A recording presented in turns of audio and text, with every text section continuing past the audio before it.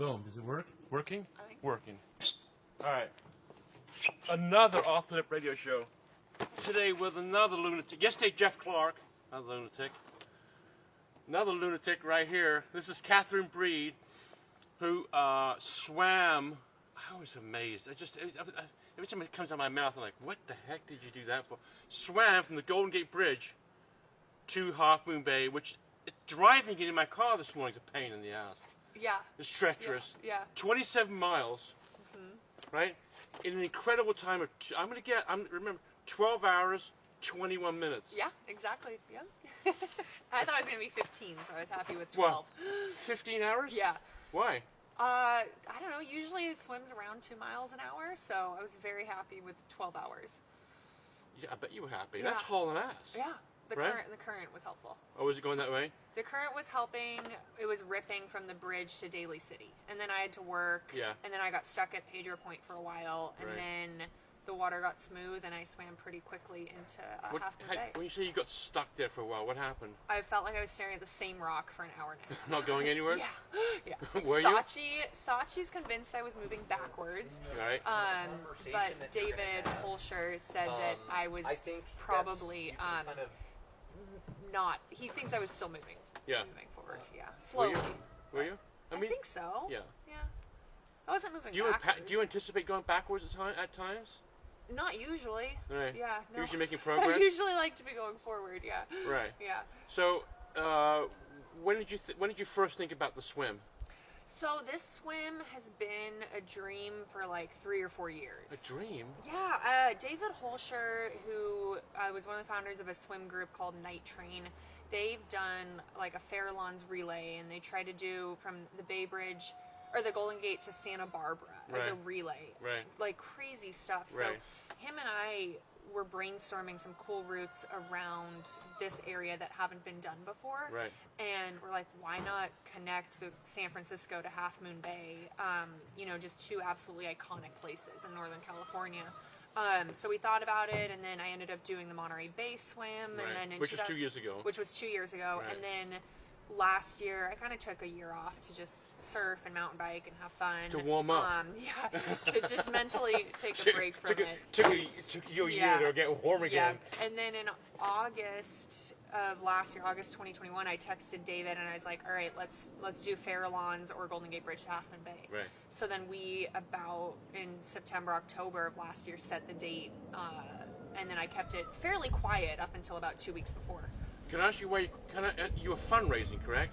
Yeah. So why would you keep it quiet if you're trying to raise money? Yeah, so the reason I kept it quiet is that these swims, it had a high fail rate. And high fail rate meaning a shark could have pulled us out, or we could have had boat issues, or the weather couldn't have been good. Like, there are so many factors out of our control that I didn't want to blast something on social media that might not even happen. Right. So I waited, and then the fundraising actually, hopefully Scott comes out in a little bit, but Scott had the idea of raising money for Save the Waves Coalition, Right. one that he's very highly involved with, and Right. he's going to Mexico, or was just in Mexico for. So we were talking about that, and then Fran, the humpback whale, died, and so very quickly we're like, oh my gosh, this is like a sign. We should definitely bring awareness to Marine Mammal Center and the work that they do, and kind of just dedicate the swim to Fran. And I grew up sailing up and down the coast. Now, Fran is what? Fran is a humpback whale. Yeah. That she's the most photographed humpback, and she died in a ship strike. Oh, she did?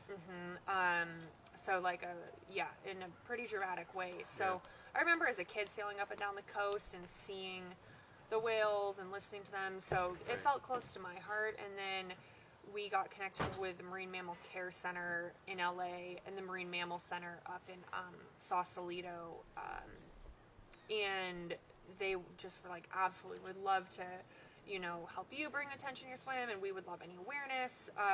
So we ended up raising, I think, close to $5,000, because some people donated just on the site. But hopefully more people donate. Hopefully, yeah. Because they've seen this video. Where do they go to Save the Waves? So you can go to the Marine Mammal Center. You can go on their website. Fun gift is you can adopt a seal or a sea lion for someone. I did that for my crew. But we went to the Marine Mammal Care Center in Sausalito, and we got a tour. And the work they do there is incredible. incredible. It is a huge operation. It's the biggest one in the world. Right.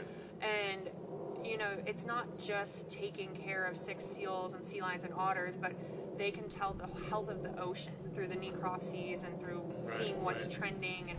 And so it's actually really, really important work that they do. So when did you start training for the swim? Well, I mean, it's hard to say, like, when did I start training, because I always swim. You always swim. I always swim. Yeah. I would say I started really putting in some work around December, January. And who did you plan the day with? In accordance, like, to tides and currents, correct? Yep. So who did you plan that with? So I picked that with David Holscher, Okay. gonna be my pilot. We chose September because September in SF's typically the least windy. Right. You get a lot of wind and fog in July, August, those warm months, and then October the temperature starts to drop. So September in California is typically a really, really lovely month. And the water's pretty warm right now. I mean, just from surfing, I don't recognize the water's pretty warm. Yep, it was around 60. It did drop to 55, which was colder than I. Here's the camera. I can move. Okay, Scott, tell us who you are.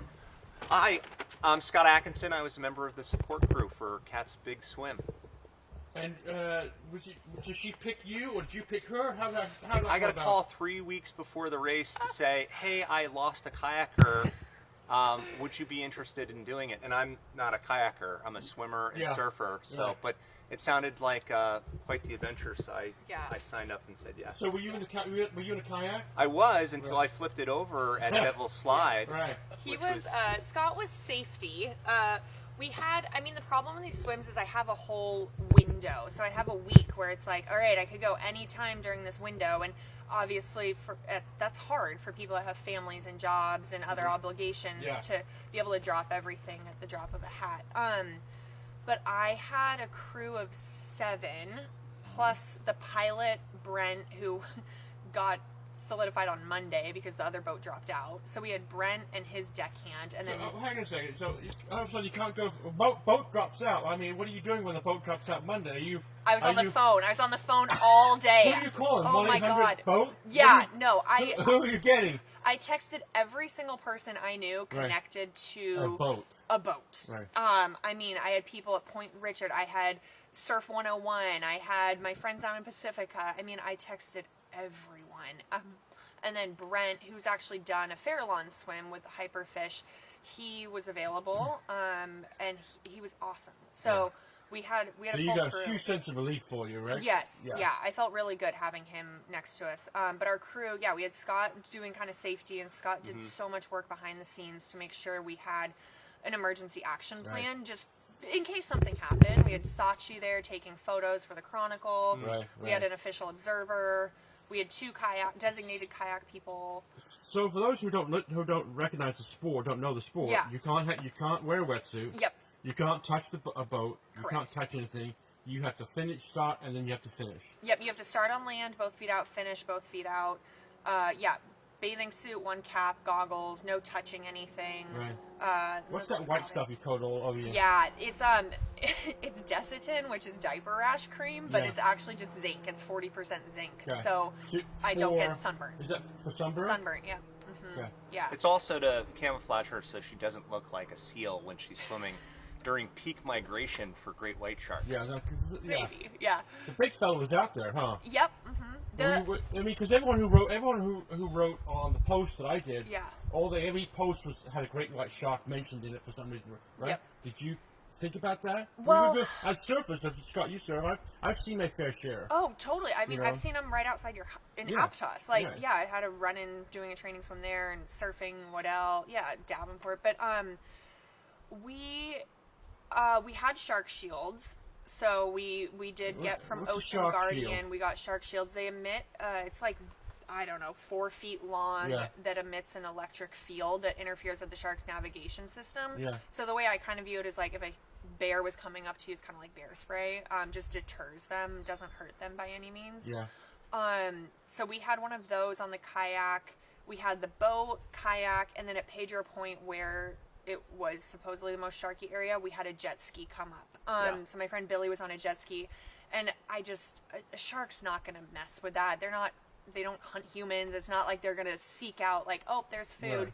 You know, that's not, I think, an energy in the water they want to interfere with. But every time I've seen a great white, I don't know if you guys have felt this, but you can kind of sense that there's something in For the sure. water around you. The last one I saw was right next to me, right here, my paddleboard. That Van Risa was sitting right there. Did you like feel it at all? No, it just was clear. And all of a sudden, this thing was. I'm like, Yeah. my friend who's a surfer, I go, Rolf, there's a great freaking 12-footer right here. there, yeah. And all he did was put his feet on the board. Yeah. I mean, what else are you And gonna do? we had protocols too. I mean, we weren't going to cancel the swim if we saw a shark. We just needed to observe and see what it was doing. Yeah. And is Right. it cruising, Right. or is it arching its back and circling cat? Yeah. And that's that we had. Yeah. We had a plan Yeah. of action for that. But I mean, honestly, the swim doing it this time, because it's when the more mature sharks are around, makes me feel a little bit better versus doing it during the summer when you have a lot more of the juveniles who are coming up and trying to test and see how. What's your job? So you got a boat, you got the boat, and you got you and the kayak.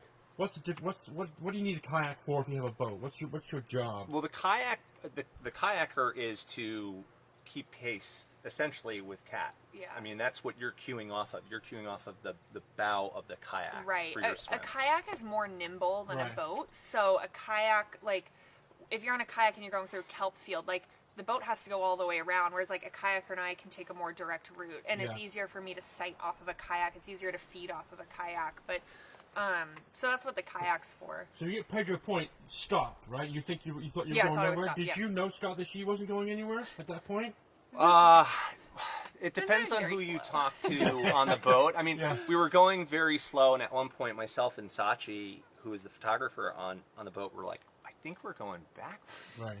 Right. And Kat could feel it too, and David Holscher, who basically was the brains behind every part of that And he's swim. done huge training swims with me. He was great because he was saying, "No, we're not. We're just going slow and stay on it."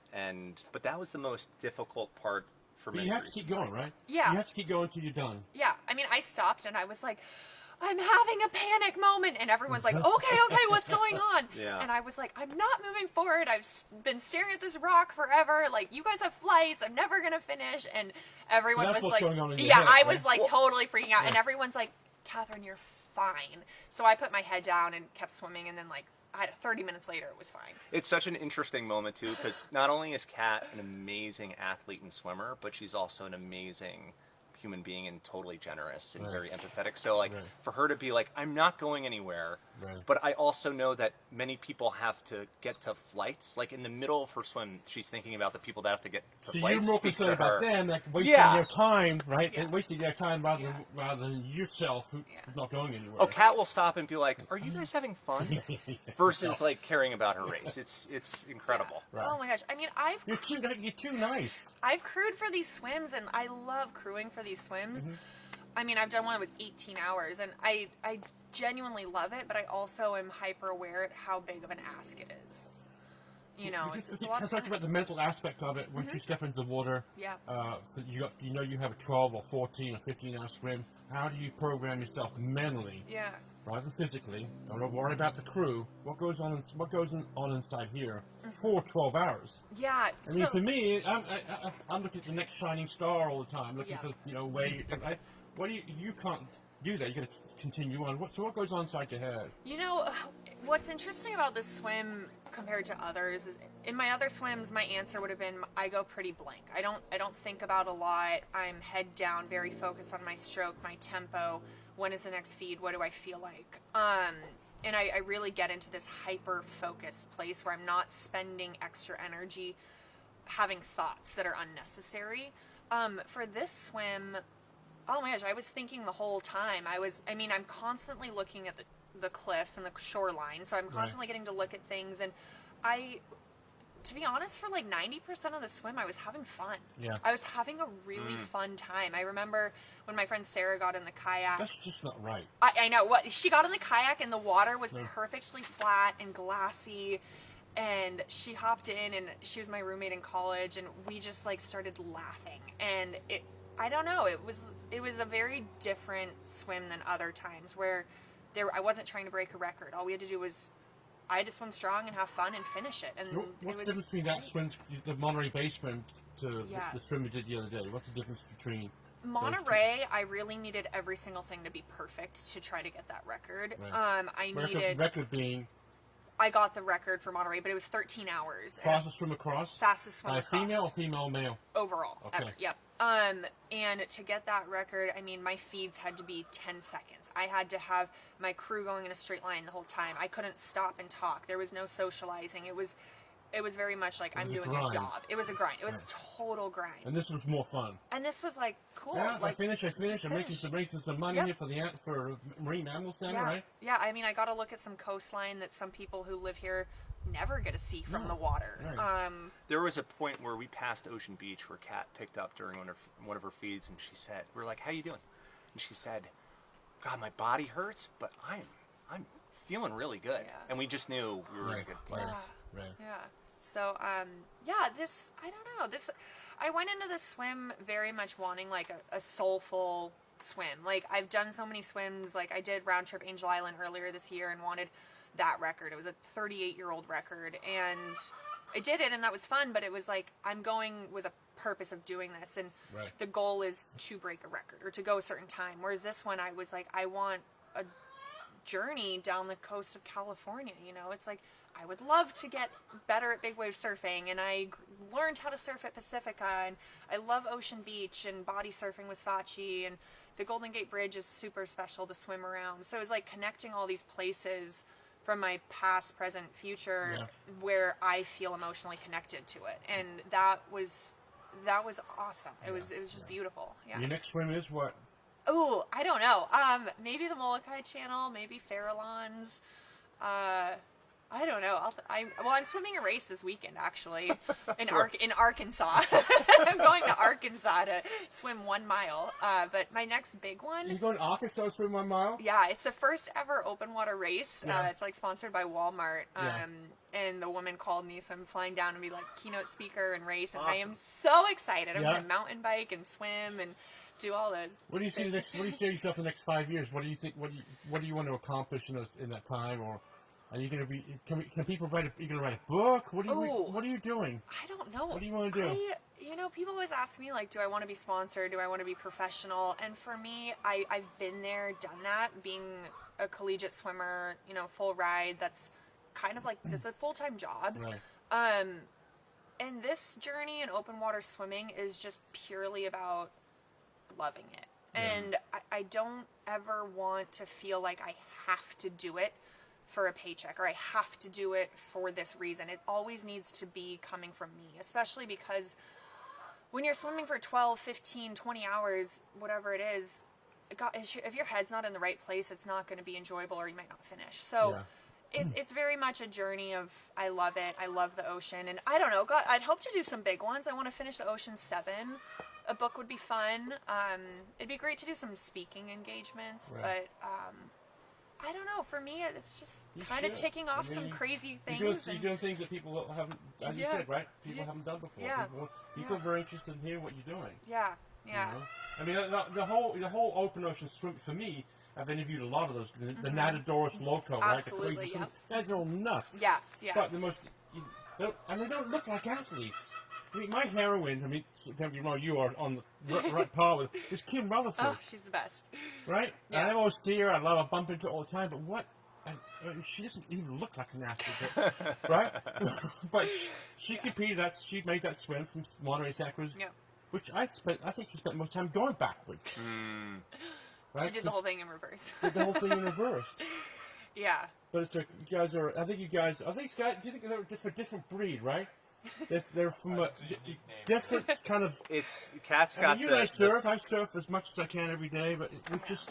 Kat's got the genetics for it, the Right. brain for it, and the spirit for it. And you Yeah. have those three things. You can do crazy things like swim 27 miles from the Golden Gate at 3 o'clock in the morning to Half Moon Bay. Yeah. I mean, I don't know. We go through life looking for a purpose, and, I had different career goals, and somehow I fell into realizing that maybe swimming is the mark I'm going to leave on my little community and my world. And I just hope, like, these swims inspire one person to get into a pool or teach their kid how to swim or do something scary. you know, if one or two people get that out of reading this story, then I feel like I accomplished what I set out to do. And they can follow you on Facebook. They can follow yeah, you on I'm not Instagram? super active on Facebook. Instagram? Yeah, Right. it's beyond the black line with an underscore. And Right. the black line's referring to like a pool. So going beyond that like black line, you stare out at the bottom of the pool. And that website for the you're raising money for the Marine Mammal Center. Mammal Center, yep. Or you can look it up on Save the Waves. Save the Waves is a coalition that Scott was involved in. Right. Yeah, so that was, you know, kind of what we were looking at originally. But Originally. they're definitely looking for Yeah. any awareness there. So the other day, that boat, they had a line for you, right? You got a boat. Okay, you got a boat. Yep. The weather was good. Yeah. Right? Water was warm. Yeah, Right? You got a great guy in the kayak. I have the best crew. You got Sachi right there yelling at you. Yep. I could just see her yelling. Yep. I thought, Yeah. I interviewed her Yeah. the other day. She got in the water too. She was like a Oh, little, she did? little seal It was- pup. it was- So you were kind of destined for you, and you kind of like you kind of knew you were going to make it. We controlled all the controllables, and I Yeah. think if you control the controllables, you have a very dialed-in crew. I mean, it would have. Yeah, I think this What one is was not gonna happen. controllable? What is uncontrollable for you? The sharks, I suppose. I don't know, some random storm could have come in, but we looked at the weather. A boat issue. The boat could have broken halfway. Right. We did have an early on issue where the fog came in. It was so dark. It must have been like 4:45 in the morning where we lost visibility of Cat, and everybody except for the deckhand lost visibility of Cat and the kayaker. And it must have been a 25-second period, Right. but it felt like 5 minutes. Right. Yeah. And then we saw the So you blinking in the kayak, you light. couldn't see her. No, my Couldn't friend see her. Michael was in the Michael was kayak. in the kayak. all But right. I saw the boat the whole time. So Michael and I They were saw like, us. they were only like 100, 200 yards away, not even. And we're like, what are they doing? But you have to imagine, like, we have Cat, the kayaker, and our boat, and then out coming into port are Ships. tankers, Yeah. commercial cruise Yeah. line boats. Everybody was fishing for salmon that day, Yeah. and so it's really Busy. So busy. It's busy. hectic. Yeah. That's something you can't control. It was right? like comical how busy it was. Yeah. I'm like, it's 4:45 in the morning. We're like kind of in the middle of the ocean, and there's traffic. Like there was a fishing boat that went right in front of You us. thought 19th Avenue was busy. Yeah, right? I know. Yeah, 19th Avenue was a breeze compared to that morning. Yeah. That was the one moment where we got yelled at too by Michael and Kat when we kind of got separated your for a shit second, and it was together. like, Yeah. "What are you doing?" Right. Yeah. And then we went on. Yeah. Yeah. It's fine. Well, thanks a lot We're for still the friends. thank you for the interview. Thank you for the I'm stoked we time. got a chance, and hopefully, one kid on here is inspired by what you do. Yeah. One person inspired by what Yeah. you get in the water. Yeah. Right? Yeah. I mean, Because as a surfer, he's a surfer. Surfing or being in the water is like a mental laxative. yeah. You know, everything, And you don't think about anything else but being in the water. right. And it doesn't even need to be a big way. It can just be like getting into your waist. You Yeah. know, I think people are like, "Oh, it doesn't count if I'm not swimming 27 miles." I'm like, "No, it counts even Yeah. more if I mean, it's still you something stick for your you." big toe in there, even just your little You toe in count there. it. Yep. You feel better. Yep. Absolutely. So thank you. Thank you, Thank you Neil. for taking the time. Yeah. Thank Thank you. you for driving down 19th Avenue. Oh, it's great. Yeah. It's such a nice day. And your next swim, you don't know your next swim. I don't know. Arkansas, right? Yeah, Arkansas. But no, I'll post about whatever I think of to do next. Beyond the Black Line Yes. on Instagram. Yep. Follow her. Yep. There's a really good article in the Harpoon Bay Review, Yep. and there's an article in San Francisco Chronicle Yes. by Sachi. Yep. Thanks, sweetheart. All right. Thanks, y'all. Bye.